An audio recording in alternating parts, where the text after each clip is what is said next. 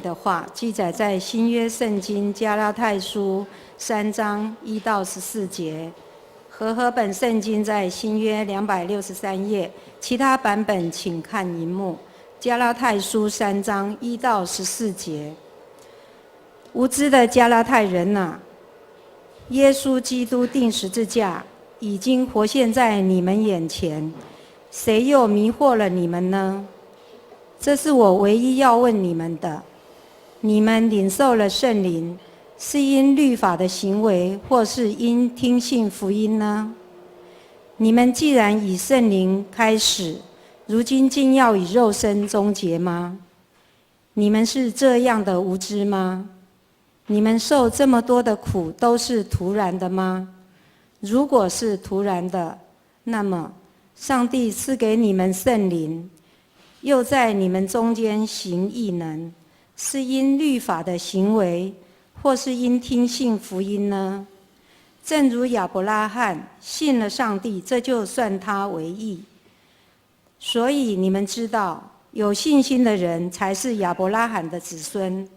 圣经既然预先看见上帝要使外邦人因信称义，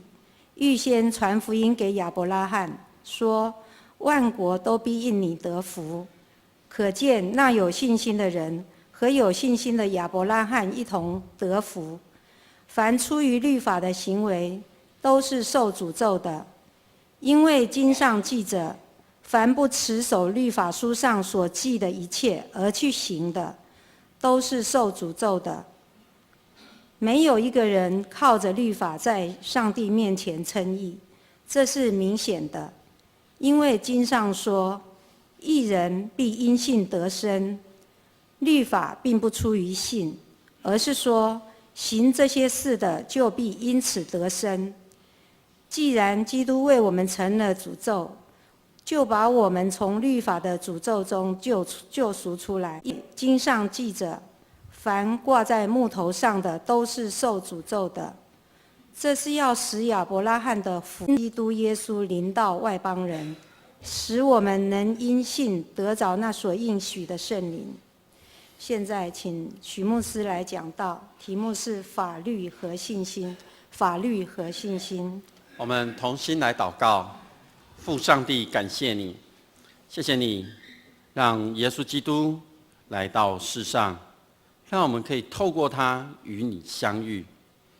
愿主你亲自看顾，你的话语进入到我们的心中，使我们因信而被称为义。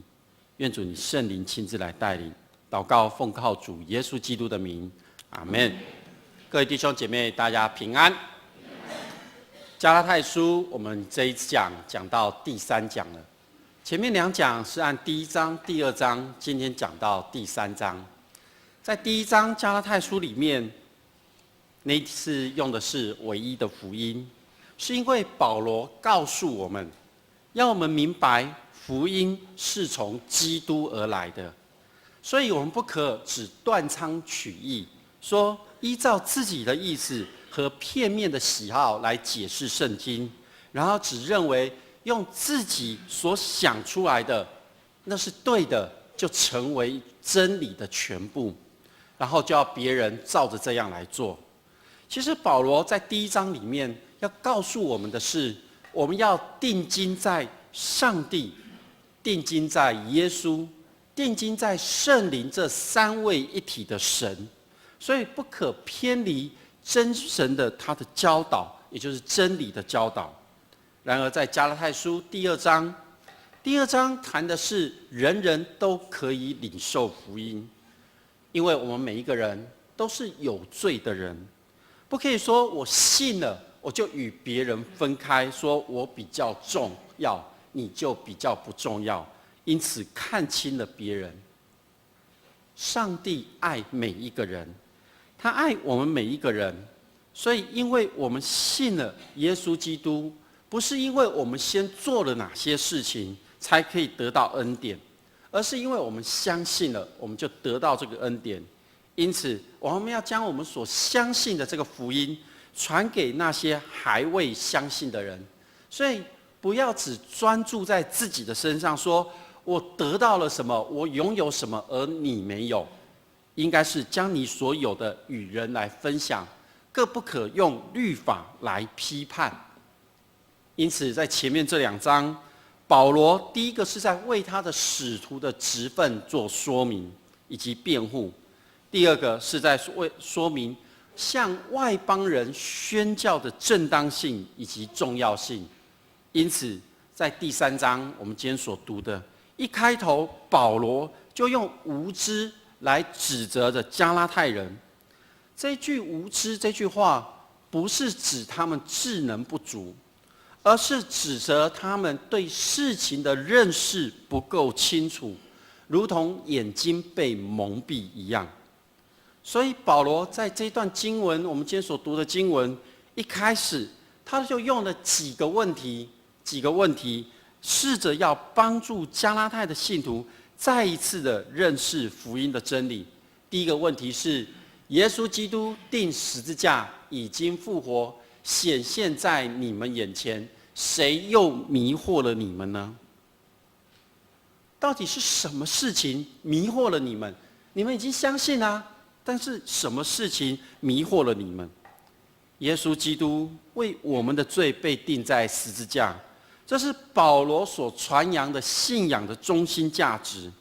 但是随着外来的语言的迷惑，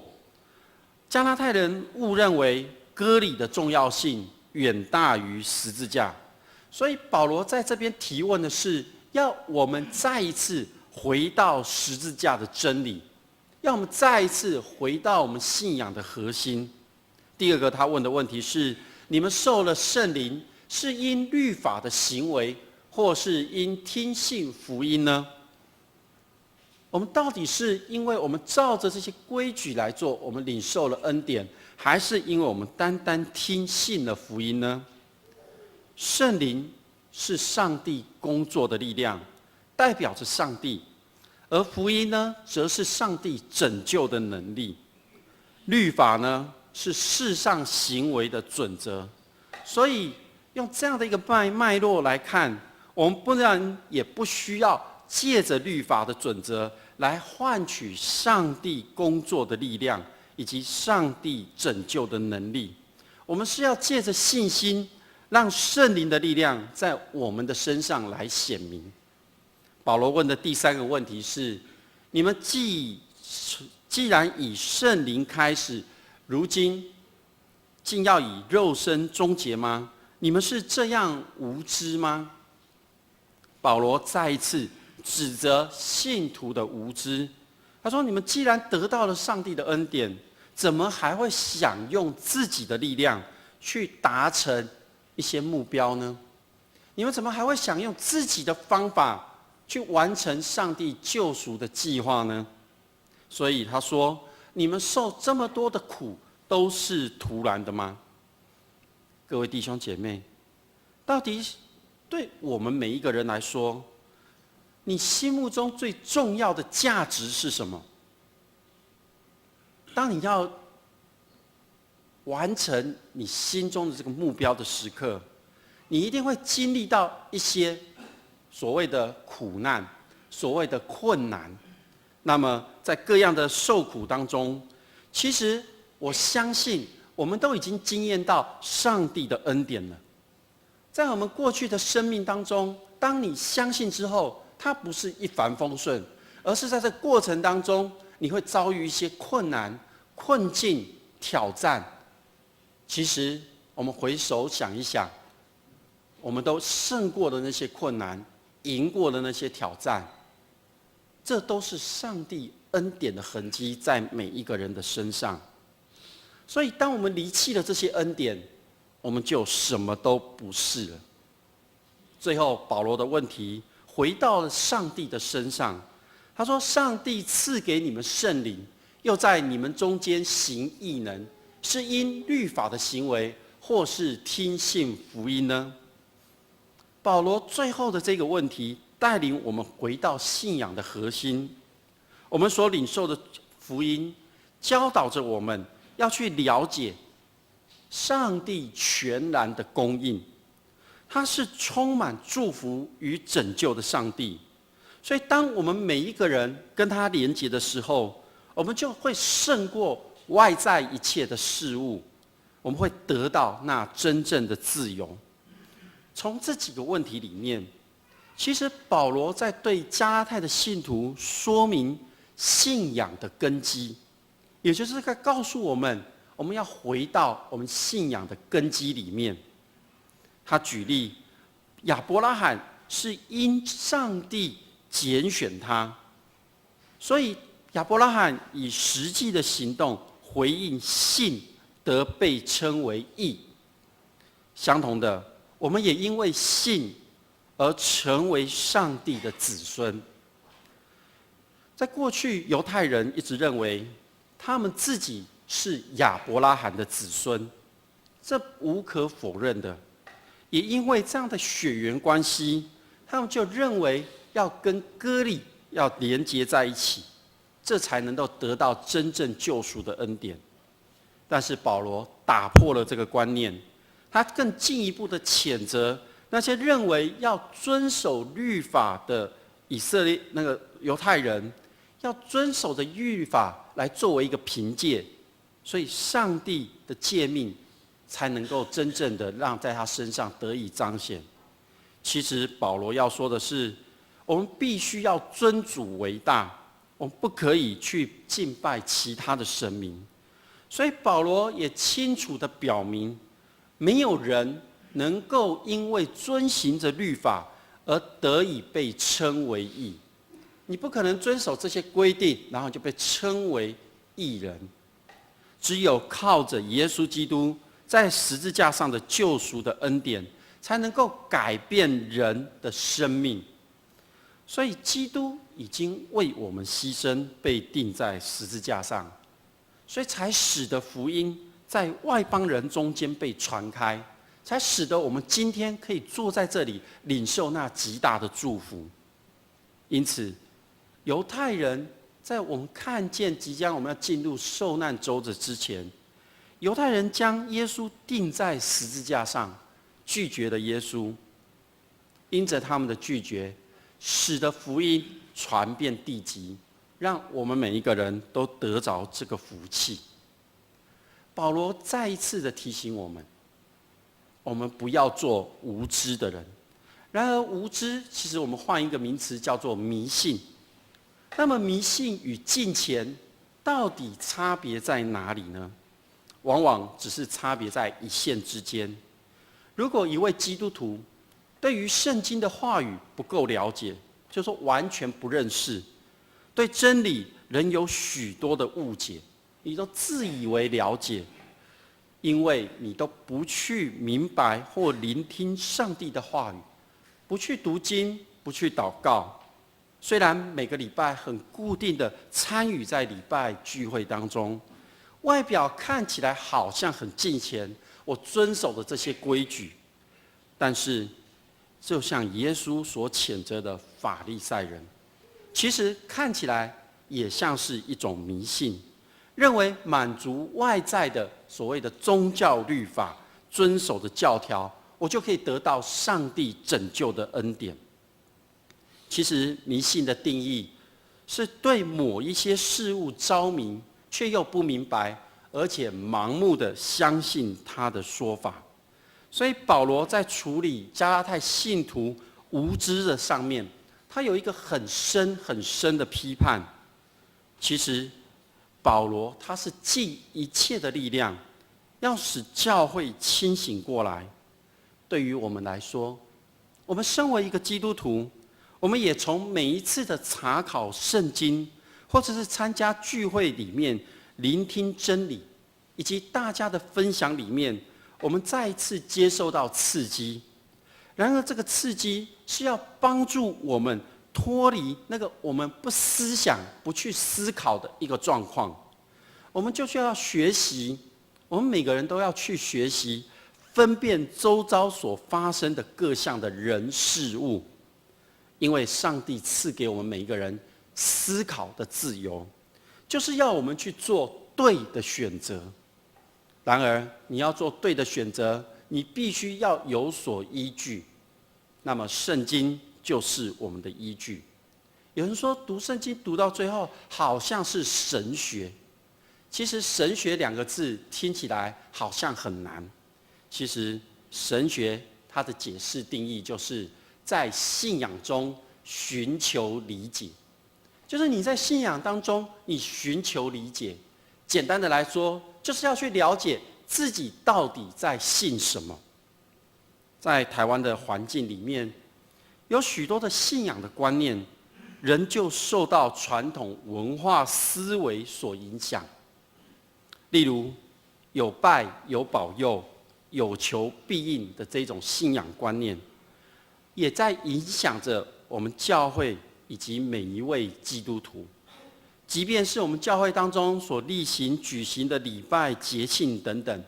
我们大多照着以往的惯例去做，我们却很少去问它到底有什么特殊的意义。保罗今天借着加拉太书在提醒着我们每一个人，我们都要多多的去运用上帝赐给我们的头脑，你要去思考，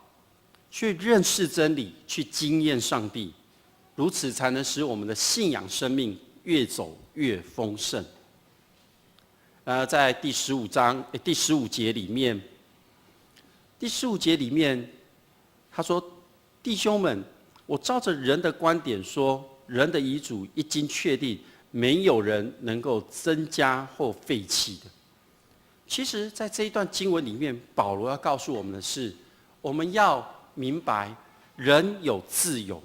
所以保罗说，只要定下了一个约定，没有人可以随着自己的意思去增加或减少。他说，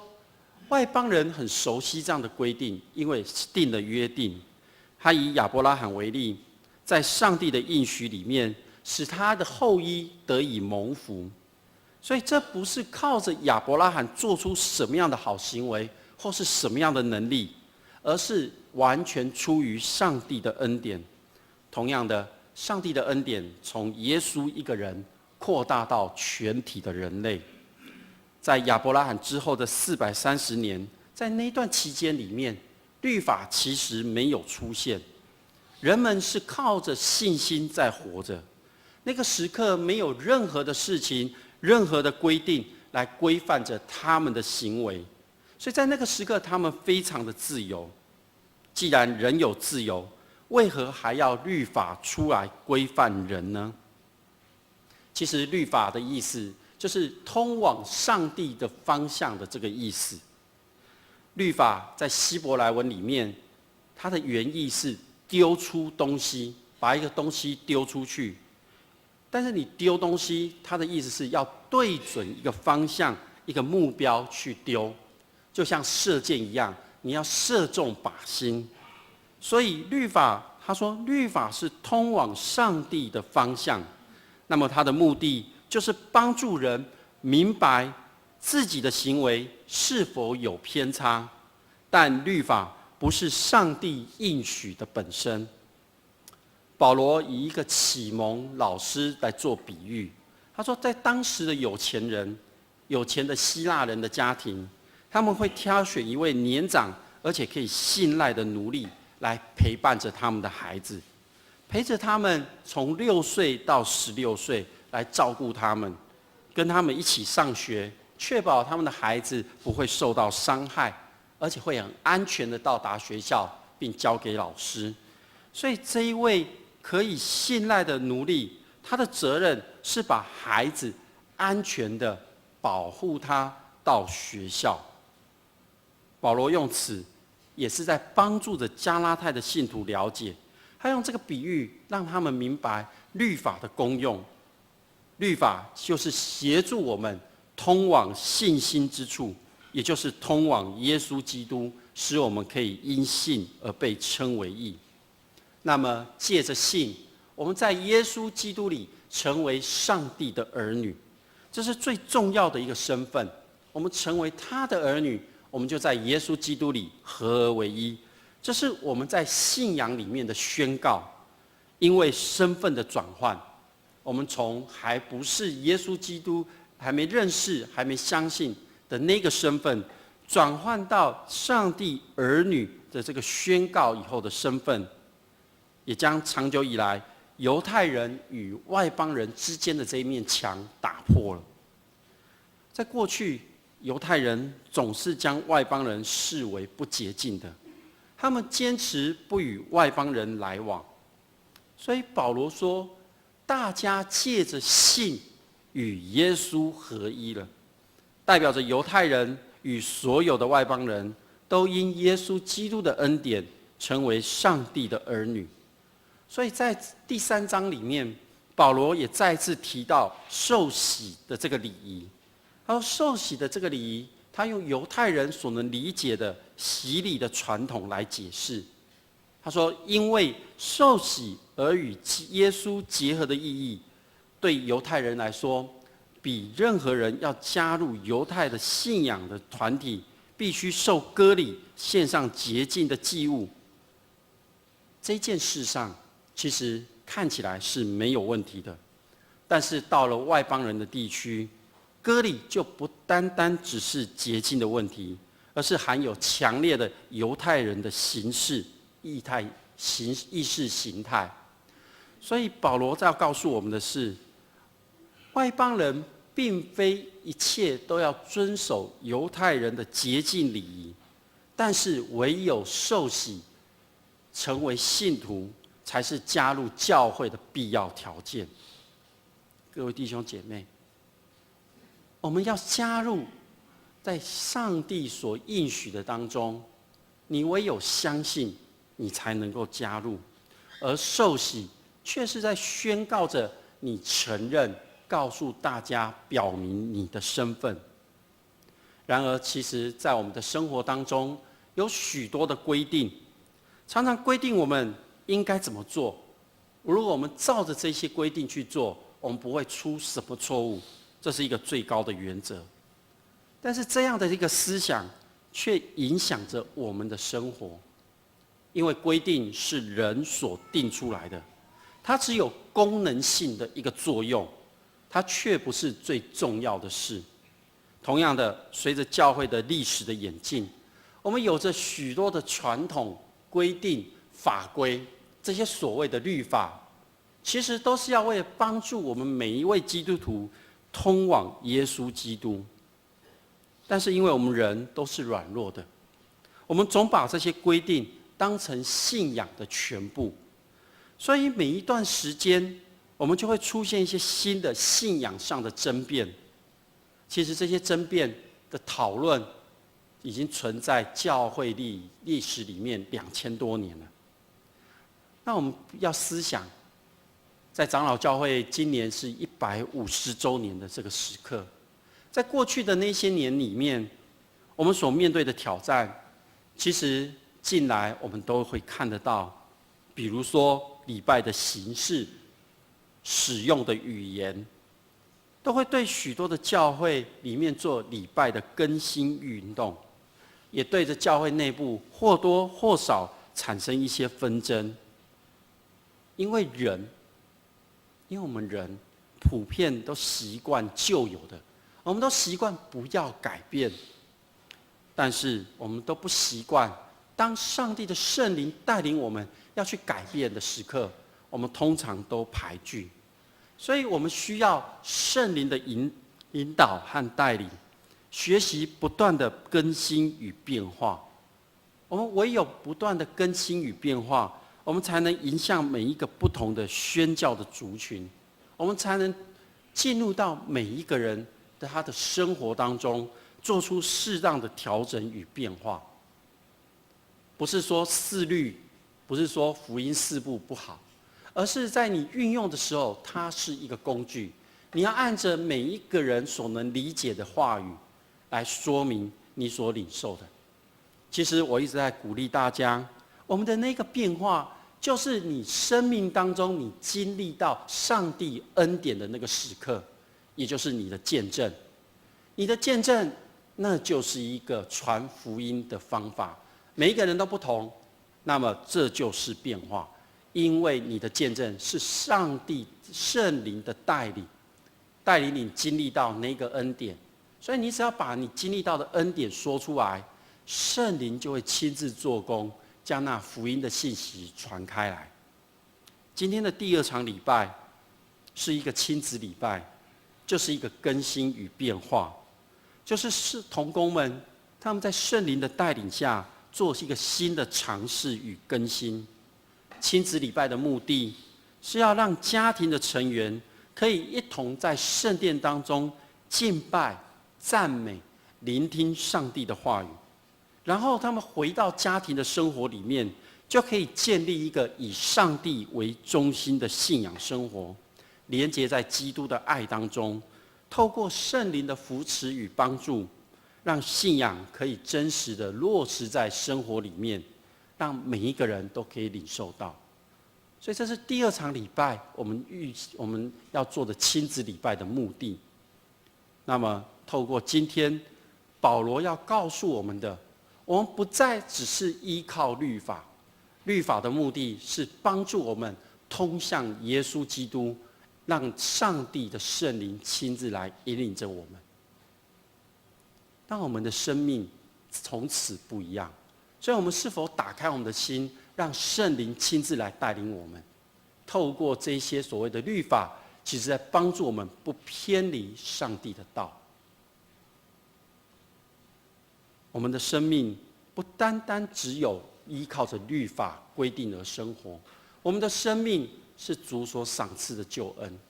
因此我们要更加的来认识律法对我们的帮助，我们要依靠着信心来过我们每一天的生活。我们同心来祷告。天父上帝，我们感谢你，